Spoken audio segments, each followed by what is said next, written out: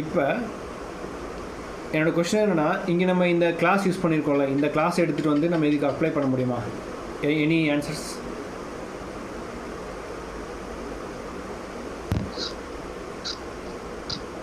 Apply பண்ண சேமாக apply பண்ணால் ரெண்டுத்துக்கும் சேம் கலர் அது மாதிரி தான் அப்ளை ஆகும். ஸோ முடியாது சார். வரும். ஓகே, இதனால் எரர் எதுவும் வராதா?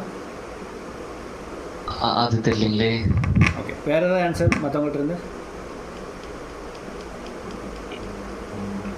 சார் நம்ம கிளாஸ் யூஸ் பண்ணி டாட் செக் அதுக்கப்புறம் வேற ஒரு நேம் யூஸ் பண்ணி பண்ணாரு சார்.